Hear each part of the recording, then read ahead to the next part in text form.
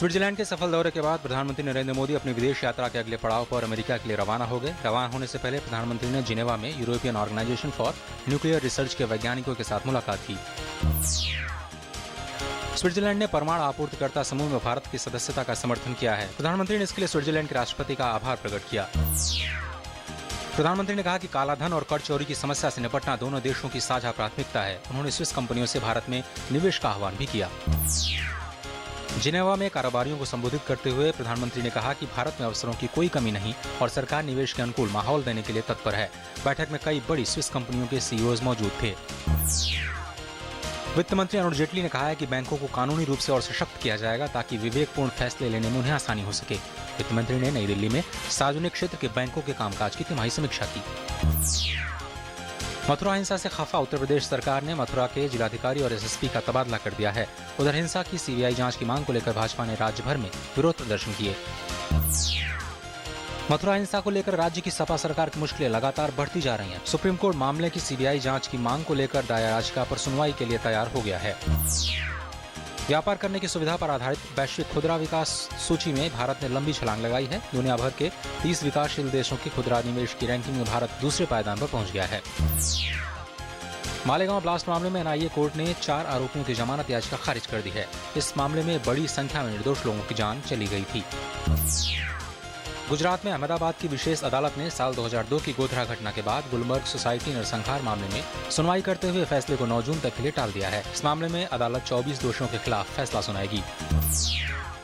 कांग्रेस के वरिष्ठ नेता वी नारायणसामी ने आज पुडुचेरी के मुख्यमंत्री के पद की शपथ ले ली। पुडुचेरी के उपराज्यपाल किरण बेदी ने वी नारायणसामी और उनके कैबिनेट को पद और गोपनीयता की शपथ दिलाई। 2014 में डेनमार्क की महिला से गैंगरेप और लूटने के मामले में 30 कोर्ट ने 5 लोगों को दोषी करार दिया है। डेनमार्क की 52 वर्षीय महिला के साथ बलात्कार के मामले में 3 किशोर समेत 9 लोग आरोपी थे। जाट आरक्षण मामले पर सुनवाई करते हुए पंजाब हरियाणा हाईकोर्ट ने आरक्षण पर लगी रोक को हटाने से इनकार कर दिया है। मामले की अगली सुनवाई 13 जून को होगी।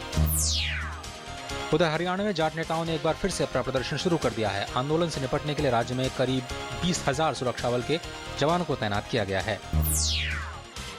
दिल्ली में यातायात को सुगम बनाने के लिए गठित कमेटी ने 20,000 करोड़ रुपए की लागत से बीआरटी बनाने और 6,000 बसों की खरीद की सिफारिश की है। कमेटी का गठन 2014 में किया गया था। केरल की एलडीएफ सरकार सबरीमाला मंदिर में महिलाओं के प्रवेश को लेकर जनमत सर्वेक्षण कराने को तैयार हो गई है। मंदिर में 10 से 50 साल की उम्र की महिलाओं का प्रवेश वर्जित है। दिल्ली सहित समूचे उत्तर भारत में गर्मी और लू का प्रकोप जारी है। मौसम विभाग ने अगले 2 से 3 दिनों के दौरान केरल में दक्षिण पश्चिम मानसून के आने का पूर्वानुमान लगाया है। श्रीलंका में सेना के कैंप के विस्फोटकों के भंडार में आग लगने से कम 1 सैनिक को मौत हो गई और 2 सैनिक घायल हो गए। धमाके के बाद इलाके में अफरा तफरी मच गई और लोग सड़कों पर निकल आए। तालिबान बंदूकधारियों ने पूर्वी अफगानिस्तान की एक अदालत में हमला कर कम से कम 7 लोगों की हत्या कर दी है। हमला उस समय हुआ जब नवनियुक्त वकील अकरम निजात अपने नियुक्त से संबंधित समारोह को संबोधित कर रहे थे। पहलवान सुशील कुमार को दिल्ली हाई कोर्ट से तगड़ा झटका लगा है। कोर्ट ने उनकी याचिका को खारिज करते हुए सुशील कुमार की ट्रायल कराने की मांग को खारिज कर दिया है। कोर्ट के फैसले के खिलाफ सुशील कुमार सुप्रीम कोर्ट जा सकते हैं। भारतीय प्रोफेसर पाराशर कुलकर्णी ने साल 2016 का राष्ट्रमंडल लघु कथा पुरस्कार एशिया जीता है। सामाजिक विज्ञान के प्रोफेसर कुलकर्णी को उनकी काऊ एंड कंपनी नामक लघु कथा के लिए ये सम्मान दिया जाएगा। भारतीय मुक्केबाज विजेंदर सिंह 16 जुलाई को दिल्ली में होने वाली WBO एशियाई खिताबी बाउट में ऑस्ट्रेलिया के कैरी होप से भिड़ेंगे। विजेंदर पिछले साल पेशेवर मुक्केबाज बने थे और तब से वो अपने सभी मुकाबले जीत चुके हैं। सर्बिया के नोवाक जोकोविच ने फ्रेंच ओपन में पुरुषों के एकल वर्ग का खिताब जीत लिया है। उन्होंने ब्रिटेन के एंडी मरे को हरा दिया है।